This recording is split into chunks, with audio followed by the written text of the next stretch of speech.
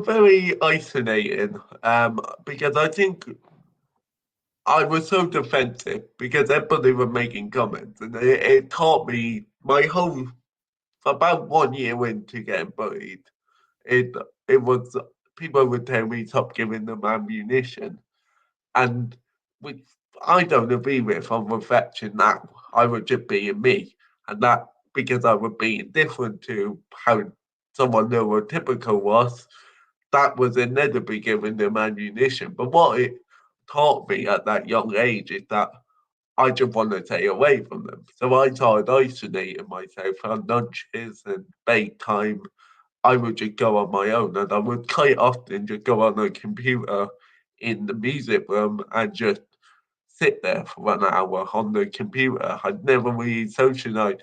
And looking back, that was probably a mistake, but from the constant picking and being pulled out, and then the comments, and then the Mickey takes, and some cases of physical bullying, it just made you sort of go, right, I don't want to be around this, so I'm gonna remove myself from it, which is not the answer. It did help, but it shouldn't be the answer. The people who are having the um, issue, who are picking on you, they should be dealt with. But I felt throughout my education that because I was in a department, the easy option was to remove me and, you know, move me rather than solve the actual issue.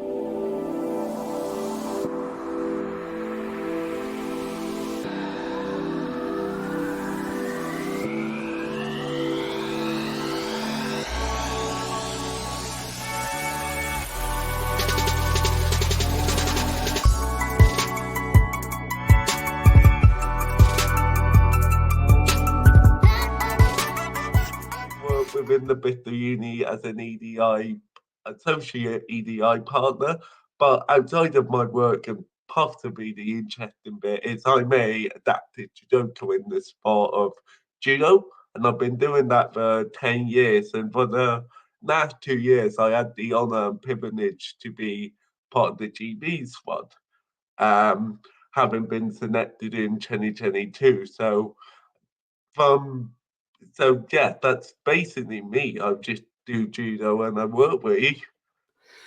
I love how you just say, well, yeah, I just basically do judo, with GB, and and I I just work. So can I find can we go back to, Mm, if we can? I know when we spoke before, you mentioned about kind of your school days were very tough, and I can relate mm. to to an extent of what school looks like for me, sort of undiagnosed dyslexia. What was what were those kind of school days, if you don't mind sharing? What were they Yeah, kind of like? they were difficult to be totally honest. So I was very lucky. I got diagnosed very early on because I have dyslexia, dyspraxia, and a disability, cerebral palsy, which all go hand in hand. And essentially, my brain signal go down the one side of my head. So everything I do is very delayed and very different. But I got diagnosed at A2 when I wasn't speaking because of my speech impediment. And this meant in school I had fantastic support. So I had a full time teaching assistant, I had speech therapy, cognitive therapies, a lot of therapies, a lot of getting beanbags thrown at you and you have to catch them and you miss them half the time. And it was difficult in the social aspect. So I was sadly the different one. So I got picked on a lot throughout my secondary education. So from year 7 to year 11, having a full time teacher aside, I got quite severely bullied because um, the way I spoke, the way I acted, the way I thought. And that was very difficult because I always knew I was different because I knew what I was. But at that age, you don't really fully understand it. You're still learning yourself. So you get people picking on you, your peers making comments, and it was insistent, it was daily. So people used to say to me, just put your force field up, just ignore it, just ignore it. But I always go back with there's so many times you can poke a bear until it turns around and bites you. Um, and so I used to react to a lot of it because it was every so many little comments. It would just one minor one would get to you, and you go, and yeah, it was difficult, but yeah, it was difficult socially. Absolutely. And these are kind of, important years because you're, as so rightly mentioned, you're still trying to find out yourself. You're still growing up. It's like, who am I? Who is Rowan? What is Rowan like? What's my interest? And you're thrown into this situation in school where you're trying to understand, do I like this topic? Do I like that topic? And all of those pressures that come in with this, and then to have that on top is demoralizing. Were you separated from classrooms a lot, or did you sit through any mainstream kind of lessons? So I attended a mainstream school throughout my education. We did try a special a school more tailored to people with learning difficulties, but with deemed that wasn't the right route for me. So throughout my whole education, but there were periods where, like I said, particularly through my primary go and my secondary go, I got pulled out of lessons. We would go to the sports hall and we would do cognitive therapy, speech therapy, pronouncing S's, pronouncing P's. And it's all right at the beginning, but when you've done it for years and years and years and years, it becomes really kind of demoralizing because you're doing it all the time and you just want to be in class with your mates or learning, not having to work on the basics of. And again, when you're young, you don't really understand where it is all going to. You get told, but you don't, in my experience, you don't understand yourself fully. You're still learning yourself. And I always remember the day we went to the doctors about my learning plan and what we can do and what therapies. And I remember my mum turning to me and said, "That's it. They think that you're the best you're gonna get, so you don't have to do that anymore." And as a kid, that was amazing because there was no more getting pulled out with lessons or having a.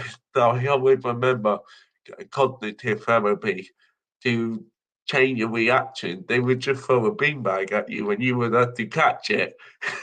And then so you go, right, ready? And it's a little bit patronizing now I reflect, but it just made you feel different. And sadly, as kids get older, they think differences are weird. When we get older again, we embrace differences, well, the majority of us do. So yeah, it was difficult, but I'm really glad that I was in the mainstream school because I was able to achieve the results I wanted and go on to where I am now. Which is And incredible.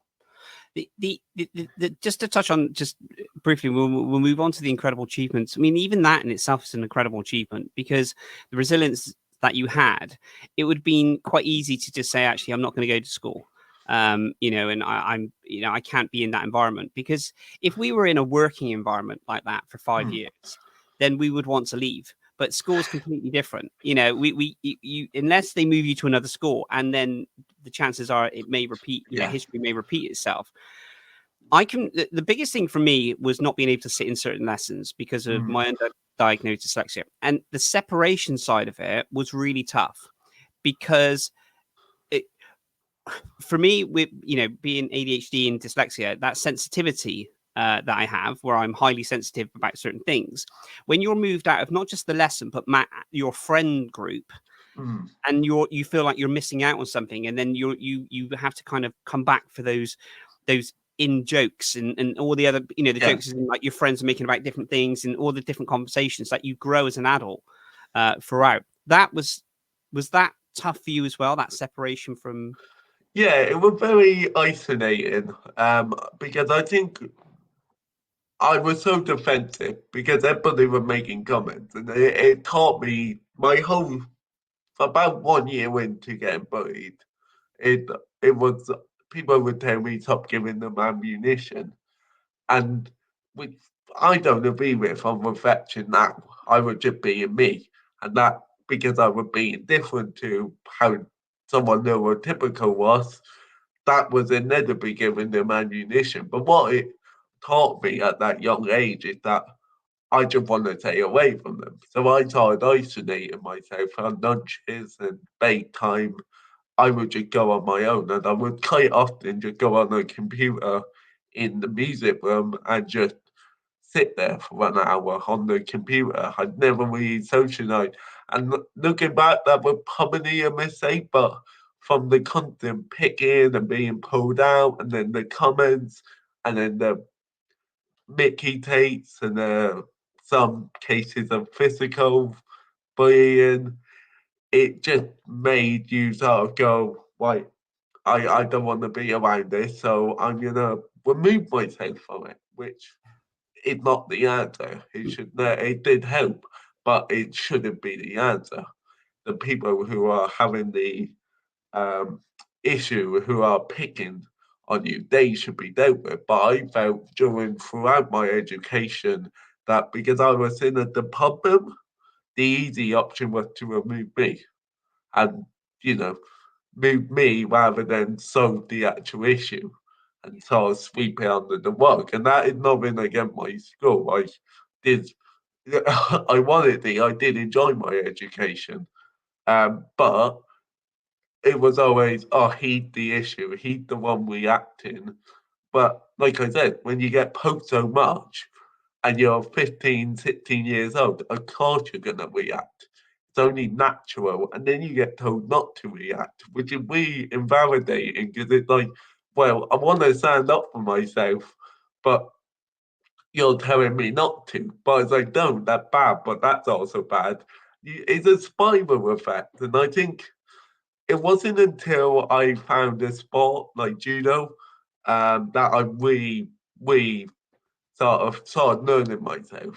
And yeah. So when did you? Thank you so much for sharing that Rowan. And I know that it was an incredibly difficult time for yourself, and your sheer resilience is just second to none. So I thank you for that. From our sponsors, Promova are a one-stop solution for all of your language learning needs. Now we all know how difficult and challenging it can be to learn a new language, especially if you have dyslexia. Now, this is where they're different because they are the first platform to introduce a dyslexia mode. And I've got to tell you from firsthand experience, this has been an absolute game changer for me because I've tried to learn languages for many, many years before in different ways. But the fact that they're now making it available and to assist me in certain ways, I can work through these modules with ease. It has been an absolute game changer. Please do check them out. They are used by over 15 million people across the globe. So they are doing incredible work. There is a 50% discount on the premium version in the link below. Please do click on the link and start your learning language journey. Picture this: mastering a new language in just 10 minutes a day. Too good to be true? With Promova, it's a reality. We are a one-stop solution for all your language learning needs. This innovative platform has all the tools to create a unique learning plan based on your goals and interests.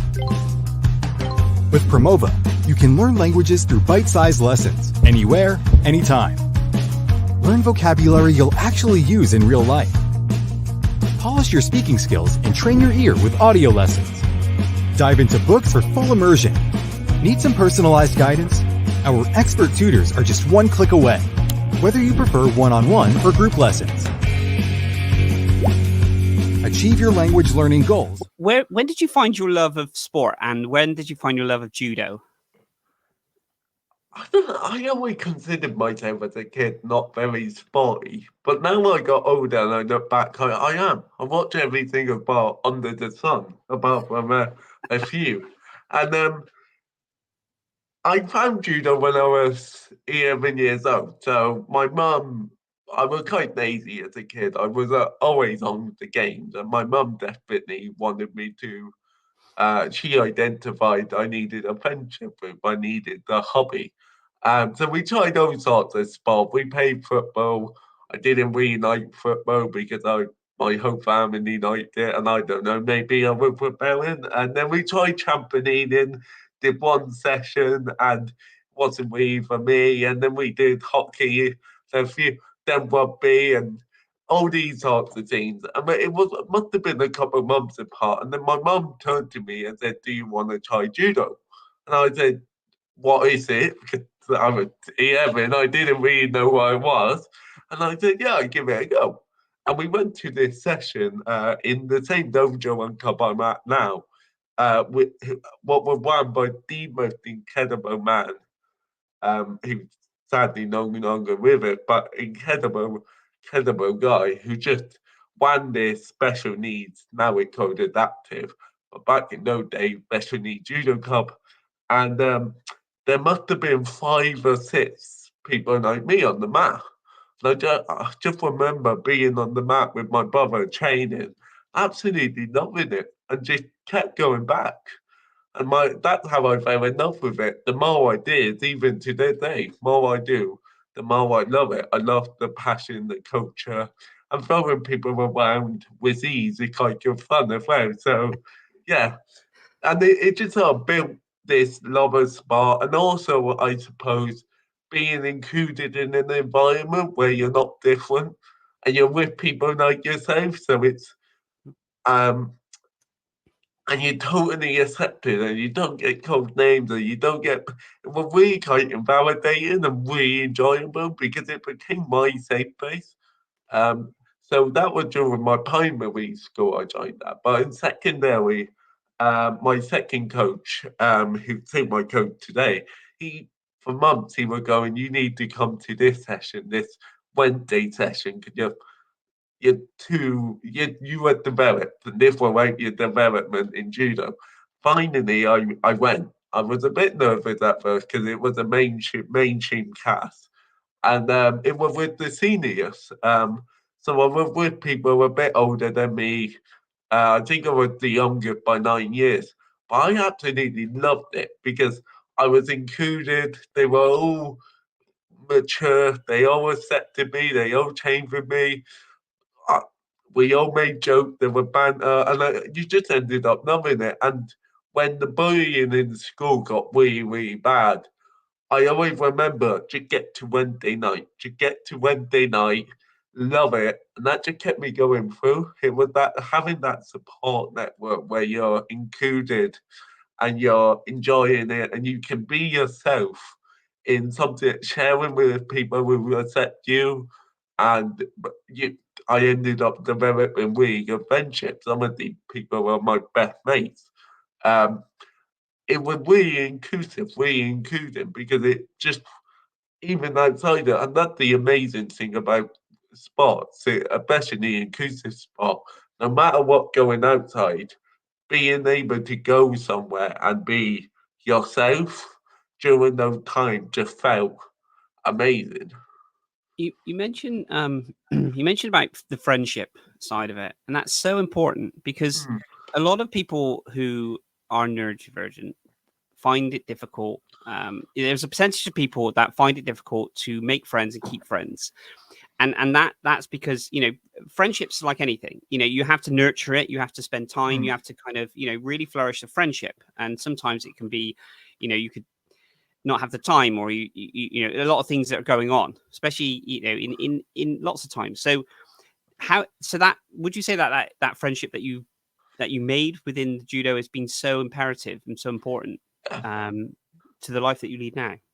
Yeah, oh, totally. I don't know where I would be without judo. Be totally honest, my friendship with the judo, the people I see outside the judo, I met from judo.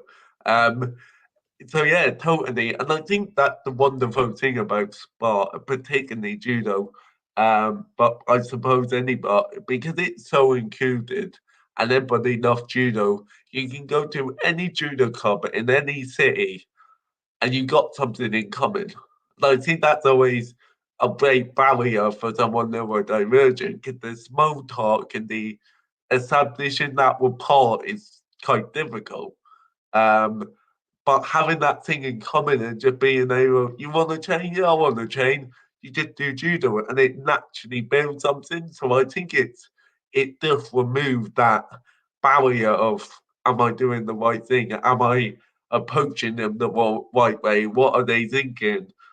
Because you're just doing your sport, which you both love. You're absolutely right, and sometimes that small talk that we have when we're trying to, when we walk into a room, or we're in work or anything, where that small talk, that can be quite difficult, because I remember walking into offices beforehand or networking environments and thinking to myself, I'm going to have to instantly come up with something to say, or if someone asks me a question, I'm going to have to think, how do I answer this question? And sometimes I would make elaborate answers up, because it's the first thing that came to my mind. Like, I'd say, what did you do? Like, even small things like, what did you do on the weekend? And I'd say, oh, we went on a boat. And there is no way I went on a boat. But in my head, I thought, and then I'm thinking, oh my goodness, I said I went on a boat. So then I would continue saying about the boat and what it looked like.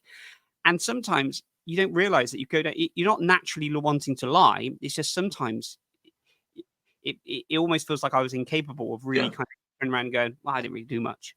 I have to do. So when you're in those environments where you have that in common, that must really help. Yeah, that is so relatable. But yes, it does really help, because you kind of know the answers, and if you don't, it's okay for you to go, coach or sensei, can you answer this for me? Because I don't know. Because you're there learning, and that's what beautiful about sport is. It's okay not to know. I always remember, I'm relate to that so much, because there's an ongoing joke in my family where back in primary school you had story times, and every kid just used to go, yeah, I did this, I did. And then they would come to me, and they would always have to go, keep it short. Because I just used to go off on the biggest tangent, and my mind just was like, oh, I'm going to make the most insane story ever. So, yeah, I totally get what you mean. That's the creative in you, and Yeah. please don't stop. Rowan, you mentioned about the EDI, so the Equality, Yeah. Diversity, Inclusion, and that you are a partner with that. Could you just tell our listeners a little bit about that and how you got involved in that? Yeah, of course. So I think it's always been something I'm very passionate about, especially neurodivergent and disability from my childhood. Because it wasn't just judo. I spent my whole childhood in communities of like-minded people. So there were day groups, tutor groups. I just spent my whole life, and part of that you sort of learn different experiences and challenges. So it's always been something I'm passionate about. So I started my job through an apprenticeship, and I loved it, and I kept working within the same company. And I went on to a role after my apprenticeship, and I was in it for 9 months. I was enjoying it, but then I just saw this role come up in the EDI team, and I just went for it with the advice of a really good mate of mine, and I got it, and I've been here for 2 years, and I kind of fell into it. It was never something I was like, that's what I want to do. Boom, boom, boom. It's just that passion underneath.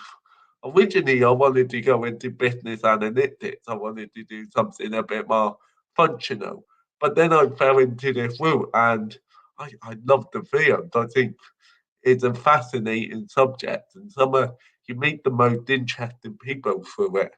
So yeah, I kind of fell into it, but for the last 2 years, I just worked my way up into more as I tell you I'm a partner, but I'm kind of project management, Yeah. and you need on some really project that you're passionate about, and I'm quite lucky because my team is fantastic and so supportive. So it's a really nice working environment. That's absolutely phenomenal.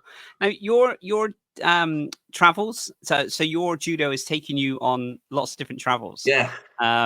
Could you share a little bit about how far judo is taking you? Yeah, so it all kicked off really about 2 years ago after COVID. So I always been competing throughout my judo, and during COVID I had 2 years off, and I debated on stopping the sport, which seemed insane at the time, but I wasn't doing it because it was the pandemic and lockdown. Anyway, I came back and wasn't competing for a while. And the coach who used to watch me on the circuit came up to me and said, "Oh, you need to get yourself back on the circuit." Okay, okay. So I signed up for the bid that year, going, okay, I'll just go along. And my coach was really encouraging me. And then sadly he passed away, and it was like, right, I need to go do it for him. And that's where it really started because I medaled in the British and people were watching me. And a week later, I went to Belgium for my first ever training camp, and I loved it. Just fighting people from all different countries, enjoying the styles and really nerdy stuff like how they bit, how they threw, how they moved, and it just got me hooked really. And then that October, I got selected for the GB squad, the GB Adaptive Squad in the national centre with the whole team. And that was amazing. That was a dream come true. I that was always I have a note from myself when I'm 15, and I set myself 3 goals in it: black belt, uh, beer champion, and the really ambitious one was GB's one. So to achieve it was just like, wow. So with that, I've been able to compete on what we call the European Judo Circuit, which is brand new this year. So there's competitions all throughout um, Europe. So I've been to Netherlands competing 3 times. I went to Slovenia on a training camp. I went to Poland. I'm really lucky. My judo club, Bandizo Judo Club, best in the country, in my opinion. Uh, they do a lot of international judo. So I've been able to join in and prove to my coaches this is why I should go. Um, and it's amazing. The competition itself is purely adaptive. So it's an inclusive. For people like myself who, yeah, they train at mainstream, but if they go to competitions, they have natural disadvantages. So for me, judo wise, because my brains don't go down the one side of my head, my balance ain't the best. My reaction is poor. Um, my cognitive skills aren't fantastic. They're minor, but in sports, that makes them all the different. But what the EJU circuit does and adaptive judo do brilliantly is they remove all that and they put you on an equal level field through 4 levels. So level one is me, can do mainstream, but won't do well. Where level one, I'm fighting people like me, so I no longer had that natural disadvantage, and it just allowed me to travel the world and compete. And on top of that, I'm going back to that friendship thing from sports. I got so many mates across Europe, and I can just send them a text message going, "Can I come train with you?" And I do. So I got one of my best mates is in Brussels. We went to his. I went to his in April, and he just came to ours in last weekend. And it's amazing how much opportunities sports open up, and just being able to compete on an inclusive environment and see it and watch it is amazing. So you see people who maybe struggle to walk or can't walk or need a full-time carer, or all these severities and different disabilities and neurodivergent, they can all compete. Like visually impaired, maybe amputee, and they all go out there and compete. And it is genuinely amazing to see how well they're catered for. And there's a lot of hard work behind the scenes, but fundamentally, to create an inclusive community and environment, I think it's easy. You just have to know how. You just need to be willing to challenge yourself. And I think for me, going back to creating a community that is inclusive, you got to ask yourself why, until you can say why no more. Why don't we have disabled? Like, we would like more inclusive environment. Okay, why aren't they coming? Is there a barrier to entry? maybe the coaches need a bit of education around this. Okay, let's go get that. Are we promoting in the right areas? And it just takes a conscious effort. But once you get them on the mat, it's easy because you just coach them judo, which we all love. But yeah, sorry, I rambled on a bit there, Honestly, but that was no, I was you did not ramble at all, Rowan. That was absolutely incredible what you shared. It really kind of sparked a thought in my mind. Are there you mentioned, are there enough inclusivity in the sense of in sports in judo side of it? And it wasn't until I really kind of started looking into, the incredible work that you do that I realized that there was. I've done martial arts for many, many years. And, but I didn't realize that inclusivity side of it. What do you think the barrier is for how many are there that you know of? I mean, you know that your club does it, and obviously, incredibly involved with the GB and everything else. Do we have a very small percentage of clubs like that? And what's the barrier for it to be more? I think the GB Judo can call them sector leaders in this aspect. I think clubs are amazing. I very rarely hear of adaptive judoka being turned away in the GB, and that's from hard work of billion people within the British Judo organisation and volunteers who have tirelessly put on education. I think the barriers is the classic one, resourcing. So coaches' education can be quite expensive. Um, there are some cases where they need to be inclusive classes where you have that time, one-on-one time to really help the judoka build because maybe they won't thrive in a busy mat with 30 people on it and they need that one-to-one support, which is fantastic. What I needed when I was 11. However, many judo clubs I don't think can do that because but they're not really permanent dojos in the UK. So they're stuff like getting the venue, getting the coaches. Because judo is all voluntary. You uh, very rarely get any people doing it full time or part time. It's all voluntary, and the people will work very hard. But I will say, I think it's commendable how popular adaptive judo is and how fast it's growing.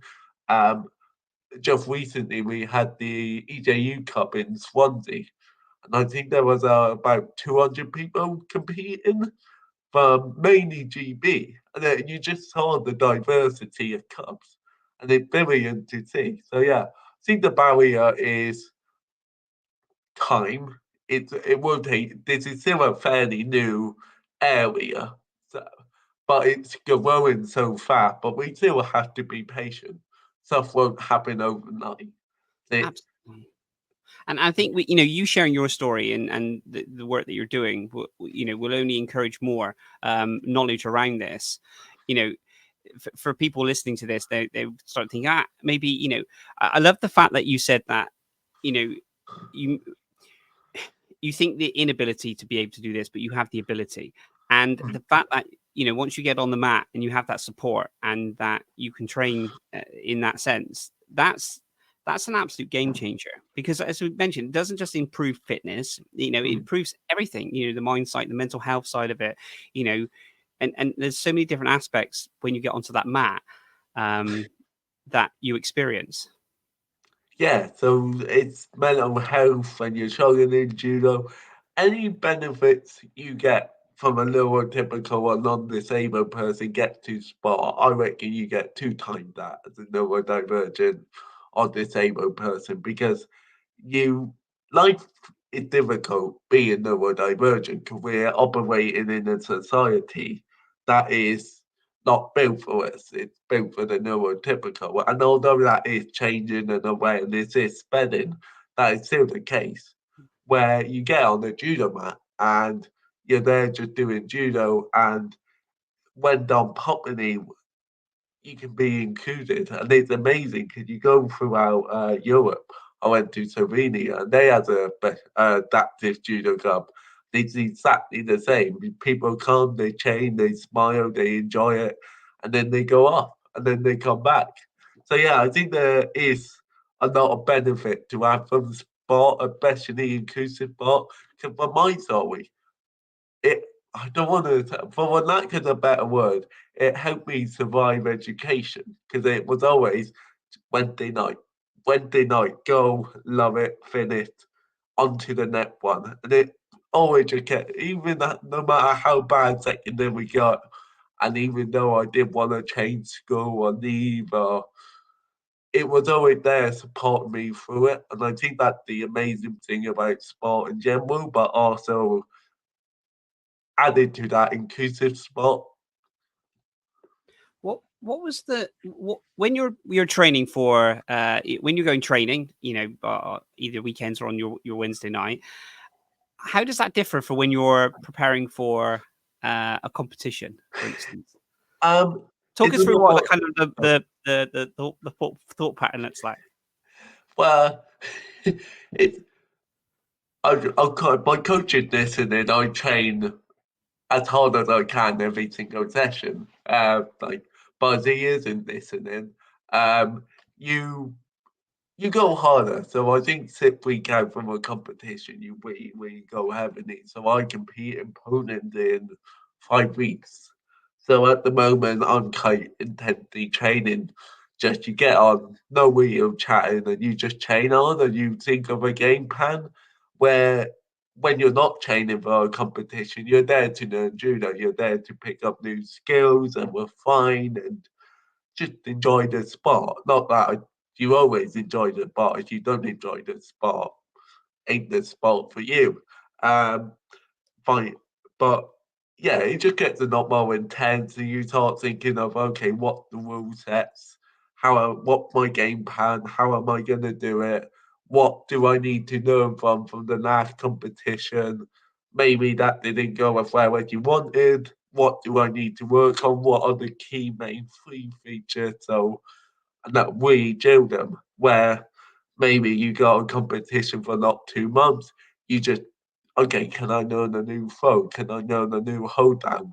Can I refine old skills and bring them into my arsenal? And particularly about 2 weeks out from a competition, you're not really you may learn something new, minor, but you're not going to learn a whole new throw.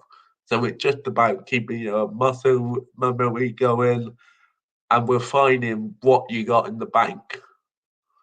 With the game plan, I'm really intrigued for people that don't know judo in that sense, because there's so much techniques are around and so much that goes into the judo. When you say about your game plan, do you actively before you go in know the kind of moves that you want to do, or are you reactive on some of their moves as well? How does that? It's a long going battle, so it's something I'm trying to work on. We're finding my game plan going in. But yeah, ideally you would know what fight you want to do. In judo, you don't tend to know who you're fighting until on the day. So it's not like on a spot where you can analyze them. That's only up really high mainstream level. You can do that. But yeah, you know the approach you want to do. But I think it's also the confidence. It's having that confidence. It's okay if this situation comes up because that's what you're training for. Is he perhaps here? Can I come here and there? And it's just training yourself to really um, do your judo. That's the most important thing in judo. Getting on that mat when you're fighting and not letting them dictate the fight. So and be in control of it. So yeah, I think you don't sit down and go, "Oh yes, I'm gonna when I come out, I'm gonna do this and this," because it's like what Mike Tyson says: "Everybody has a plan until they're punched in the face." So so you just sort of confidence and know what you. So you can go on that mat and go, "This is my fight. I will win it." I think that's the beauty sometimes as well. And I love that quote. I know that quote very, very well. Because from when I've done martial arts and within 10 seconds of sparring or in a competition, I've been kicked straight in the face. And I'm thinking, yeah, I just need to try and focus.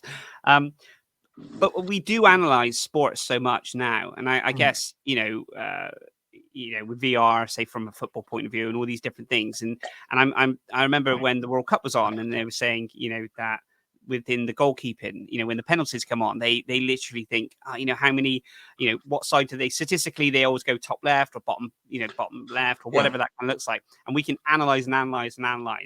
But it's, as you mentioned as well, yes, when you get to that top tier level, you start analyzing even more. But I think if you've got that in the bank, that muscle memory of actually what you're going to do and how you're going to react, I think that's where the skill element and the hard work of those days training come into it, isn't it? Yeah, totally. I think, I couldn't agree more. It's like I said, the confidence. That's the very thing about sport, and particularly inclusive. Sport gives you that confidence. Even if you have a bad session where you get battered and you just get thrown and you can't attack, often you come off the mat and go, oh, that wasn't good. But you get so much energy going, oh, that was okay. I know I'm not there, onto the next one. And when same with fighting, it's okay, that didn't go my way. Or yeah, it's a bit different because you get frustrated. But it's different because it's confident. So when you step on the mat, the main thing is, am I confident? Do I know what I'm doing? How am I feeling going into the mat? Because I'm an acting confident fighter will always do their best judo, and then it comes down to who better on the day. And the thing with judo, it's who better on the day, who worked harder to get to that point. You mentioned about goal setting, and Yeah. then you set yourself 3 goals, and you smashed those. And you're a black belt or you're a first dan? I'm a first dan black belt. Yeah, I've Third just dan, done my sorry. second dan theory, but first. First dan. So first Yeah. dan. So just to say, to get to that level of black belt, that was an incredible journey in itself. And what was that like for you? So when I first attended, they call it a nice story behind it. One of my biggest strengths as a person is my determination. And I remember when I first attended a Wednesday session, my coach turned to me and said, "You should be not targeting anything adaptive. You should be targeting a mainstream black belt." So that means in order to get your black belt in judo, you have to do something. There's 2 ways you can, well, 3. You can do a theory, but I wanted a competitive one. So to get a competitive mainstream black belt, there's 2 ways. You do something called a lineup, which is where you win 2 fights, and then you have 3 back-to-back-to-back fights, no baits, again, 3 different opponents, and you need to win them all by hip-hop, which is where you get them flat on their back. Or, again, brown belts are higher. So you gotta show you can beat people on your level, essentially. Or you can, each ippon is 10 points. And you can get, once you get 100 points, you get your black belt. You also need to do the exam, but that's the easy bit, really. So for me, when I must have been about 15, joined the Wednesday session, my coach looked at this. I think I said to my mum or granddad or whoever took me that night, that's impossible, yes. But when I got my brown belt, I went, okay, let's go for it. And I went to a load of downgradings. And I just slowly got 10 points here, 10 points there, 10 points here. And it was challenging. It took me 18 months, although it felt so much longer. Because all I wanted was just that black belt. I wanted it, I wanted it, I wanted it. And every opportunity was like, oh, okay, didn't get it, but 10 more points in the bag. And then one day when I wasn't very well, I had an issue with my nods. So it was the day of the British, and I couldn't compete in the British. So I just went on to watch. I bought my kit to warm people up, and then there was a downgrading after, and they said, "Do you want to do it?" And all I needed were 10 points.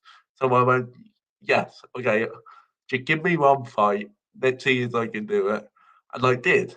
And that was the best moment, but it wasn't. The best moment was walking back into the cup that Monday and looking at my coach and going, done it. Like, you set me this challenge. I have beat 10 people who are mainstream, who don't have the natural disadvantages I do. And I done it. And that was an incredible moment and something I'm really, really proud of because it teaches you a lot. It teaches you resilience, um, determination, and also just getting back up tighter with the beach. So the best compliment I ever got in my judo first sounded like a bit of a backhanded one until I really thought about it. I went to a coach I really respected, incredible guy, hilarious. He said to me, do you know why you earned that? So I said, yes, because I won it. And he went, no, no, no, because you come here every week and I train at quite a high level comp. We just produced an Olympian. Um, and he goes, you get battered, absolutely battered, but you always keep getting back up with a smile on your face. And it was like, yeah, that is. I always do. Like, I've been there 10 years. I'm training with a natural disadvantage with full-time athletes. And yeah, may get thrown a lot more, but I always get back up. And thinking about it, it's a really meaningful quote because that's exactly what I did. And that's what I do throughout my judo, no matter how, and that's what sport, I'm thankful to this incredible sport as a youth, as it taught me through my education, yeah, they may get difficult. You may get picked on, you may want to stop going, but just keep getting back up, keep getting back up, go to judo. And then the next day at school, enter with a smile on your face. Whatever happens, it may be a horrible day, the worst. Next day, get back up, go in with a smile and see what happens. And I think that's the main thing it taught me as a neurodivergent child, teenager and child trying to learn himself is having this inclusive sport. It just taught me keep getting back up, keep getting back up. Always focus on the positive side because no matter how bad it gets, as long as every time you get back up, it's a new opportunity.